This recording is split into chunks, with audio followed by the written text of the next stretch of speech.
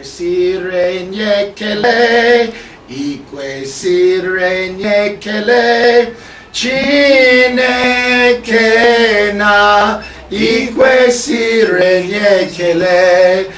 Zemo, zema, zemo, zema, zemo, zema, Chineke mo, zem, zem, zem. This is Encounter Channel, bringing you unique programs designed to save souls, bless lives, and change the society for good. Our broadcasts include the following: expository revelations on the dangers of campus cults and other vices, faith-lifting documentaries, prophetic messages. This is the time to make a decision. This is the time of emancipation. This is the time of belief. Motivational teachings and youth empowerment. There is no way you can cut corners in the great things of life. Every great man has gone through the ups and downs.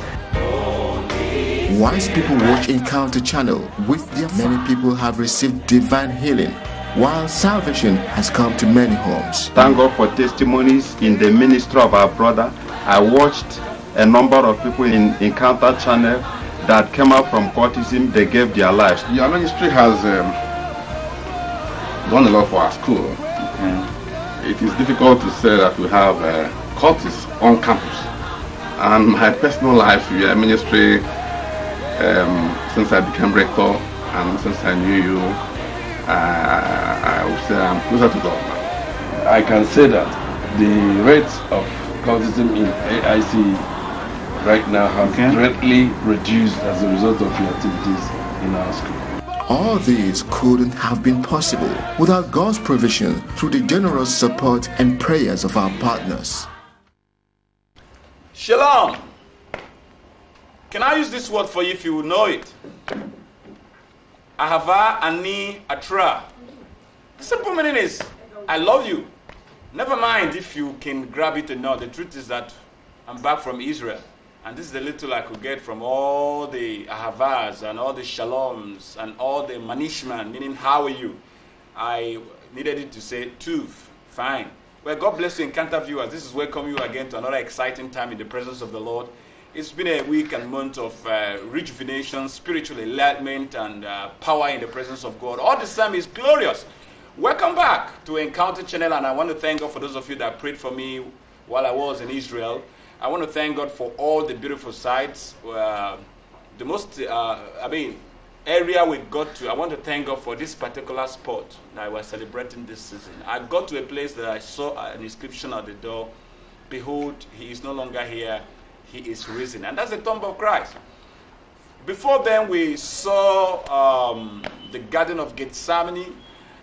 We saw the Mount of Olives, Mount Carmel, where Elijah defeated the 400 prophets of Baal, and so many spiritual architectural sites that they were leftovers from the time of Christ, where Jesus Christ spent his life in Capernaum, the house of Peter, and we went to River Jordan, Almighty Jordan, very small but mighty, never dried and always inspiring. We caught our phone at the Dead Sea. Some of us were privileged to, I didn't anyway, but I'm sure some of us had the privilege of floating at the Dead Sea, and I'm sure you're almost dropping saliva already, but never mind, I'm going to take you to Tel Aviv live right now by the grace of God, and you'll be wondering how this will happen, all through the grace of God. But before then, I want to thank you for all your encouragement, all your calls and text messages of encouragement, encouraging us to go ahead in this work of the Lord. I have a very good news for those of you who've been wondering, how are we going to see this man of God? God has given us the privilege to gather these friends of yours who've been watching for a while now, all the international preachers that are featured in this program, the likes of our very good brother and solicitor of the Supreme Court of England and Wales, in the person of our brother Cosmos Anyakudo, and brother Charles, also the ex-warlords in the court ward, who's now in Christ, will be joining us at the end of this month Keep your calendar open. 28th to the 30th of April. It's going to be an unprecedented time of encounter with God. You mustn't have to miss it. We've gotten the prayerful attention of our brother Cosmos, who will be talking to you on your visa applications and problems. Remember, he promised you that he was going to cancel you, and people have been calling in thousands, even from outside the state. I want to thank God for you this time around. Your prayers have been answered, and I'm going to pray for you. So I want you to book that time and that day. But before then, I want you to please pick your bag and your family members. Let's get down to Israel right away. God bless you. I'll see you right back.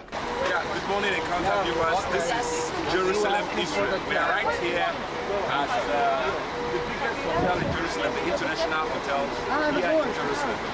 Any minute from now, we'll be visiting sites following the footsteps of Jesus Christ. We're getting to Gethsemane. I have with me here, her name is Anat. Anat, I'd like you to talk to our viewers. This program is coming in Nigeria. Let them know where we're moving from here and the kind of things we expect to see today. Okay, first of all, we're going to Mount of Olives to observe the Old City. Okay. Then we should go through the Sunday Palm Road to Gethsemane. And then to the Old City. We'll let you know, viewers, on the steps we're going to be taking in Galilee, in Mount Simon, and the Olives. We're exactly at Mount of Olives, and what you see on the wall are different versions of the Lord's Prayer. That's the Yoruba there. We'll soon get out of the Igbo. That's the Yoruba version of the Lord's Prayer. Show me all the diverse languages you have. And right at that cave we're going, you can see the people are marching towards that place, was exactly where Jesus had the Lord's Prayer with his disciples. In case you're watching there, I want you to join us to see exactly where it happened. Yeah, viewers, right at this cave, 2,000 years ago, Jesus prayed with the disciples. Our Father who art in heaven, hallowed be thy name. Thy kingdom come, as it is in heaven. Forgive us our trespasses, as we forgive those who trespass against us. Lead us not into temptation. Now this prayer has got a lot with it. We want to see you have a Father. Now we're going to walk into this cave to see the first-hand view of where Christ prayed with his disciples. But for those of you that are watching back there in Nigeria, I want you to join us right into the cave as we look at where Jesus prayed with the disciples. Hello viewers, right on this staircase and this cave was where Jesus prayed with the disciples 2,000 years ago. Jesus sat with the disciples right inside this cave and he taught them in this. I love my footprint here, and the footprints of Christ came before this. He told them, our Father, you have a Father who art in heaven, hallowed be your name, thy kingdom come. He's our Father. This happened 2,000 years ago. For those of you that are watching back there that are saying, are these things real? This is exactly in Mount Olives. And by the grace of God, we are going to see everything that happened in both in Mount Gethsemane and Mount Olives. That's exactly the caves where all this happens. So keep letting you know this is exactly in Jerusalem. For those of you that are watching, I pray for Nigeria. I pray for Imo State. I pray for my family. I pray for my mother, my sisters and brothers, and everybody that are friends. I pray that the same prayer that Jesus prayed here, and the prayers were answered. I pray and link you as a point of contact. May the prayer that was said here 2,000 years ago, that blessed generation bless you. This is exactly where Jesus went for Jerusalem. As you can see the domain here, where Jesus had his last experience with the disciples. It will interest you to know that it took the Garden of Eden to bring us to this world, where the domination of man came, and it took the Garden of Gethsemane to bring our redemption. We'll look at the place that Jesus had a sorrowful and a traumatic experience, where he said, Father, it's not my will, but let your will be done. We're taking you right into the Garden of Gethsemane, where this happened. As you watch, may the Lord continue to bless you in Jesus' name. We're getting into the Garden of Gethsemane, and through here, this cave, you can see the entry right here at the Garden of Gethsemane. Our tourist guide, Anna. God bless you as you watch. This is the exact spot where our Lord Jesus Christ had his last prayer with his disciples.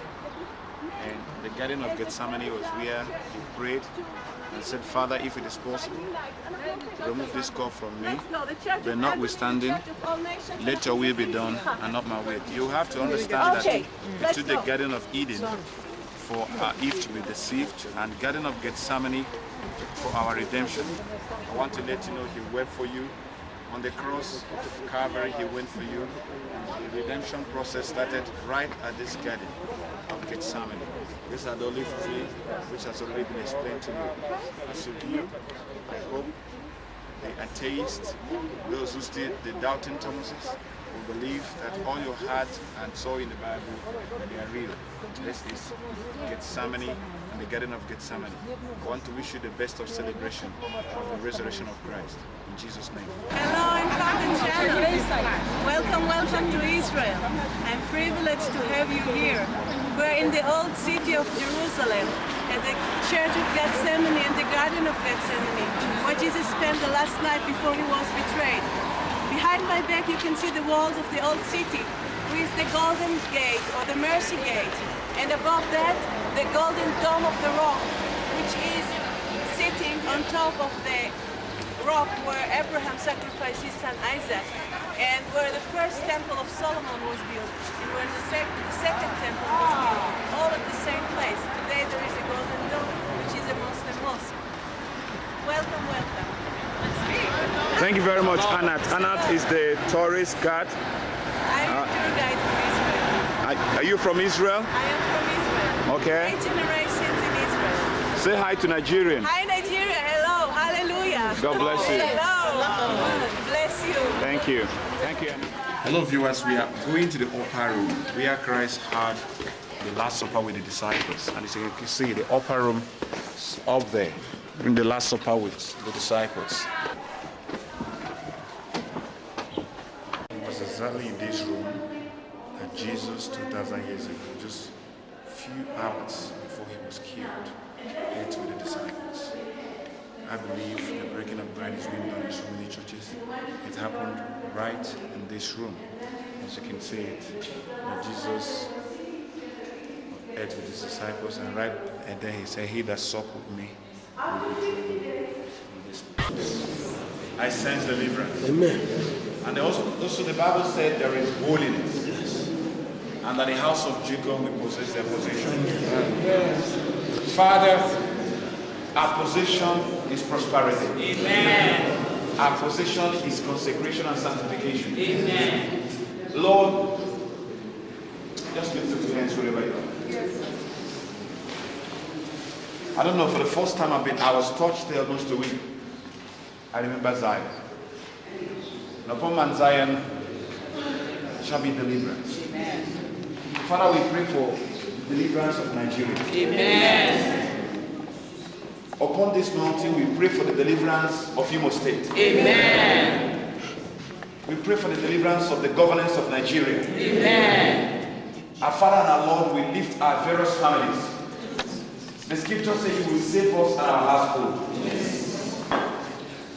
Deliver us from every diabolical, satanic contaminations of hell. Amen. Deliver our families from syncretism. Amen. Our Lord and our Father, upon this mount we pray that you deliver us from poverty. Amen. Deliver us from frustration. Amen. Let there be total deliverance. Amen. Father, deliver as many that are barren. Grant them fruitfulness. Amen. A brother personally told me, my wife have conceived severally and lost it. But right in this world, Father, I call heaven to open on his behalf. Amen. The cry of a baby shall be heard in that home. Amen. Very soon, in the name of Jesus Christ. Amen. Upon this mountain, we remember every home that we have in mind before we started coming here. Bless most of us here with promotion. Amen. Bless us with long life. Amen. Bless us with good health. Amen. Father, we thank you. Thank you, Jesus. It's not by might. It's not by power. It's not by power.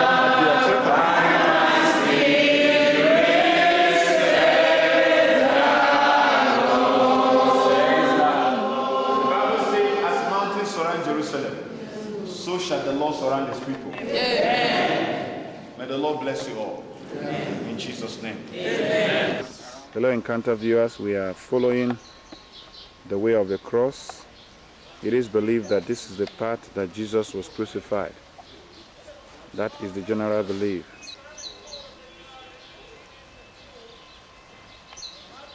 And the Bible tells us that Joseph from Arimathea had permission from Pontius Pilate to take the dead body of Jesus from the cross, place it in his own private tomb, and it was from Joseph's tomb that the Lord Jesus was gloriously raised from the dead. Amen. Hallelujah. Amen. No sin was made sin for you and for me. That somewhere down there, God's beloved Son voluntarily went into death through crucifixion that you and I might find life. And the Bible says, without the shedding of blood, there can be no forgiveness, no remission of sin. And Christ's blood was shed for you and for me. Hallelujah. Amen. Now, that's the crucifixion. It was at this garden that the tomb of Christ was healed here in Jerusalem. I show you the well, the spring water of Joseph of Arimathea. I'll take you down there now.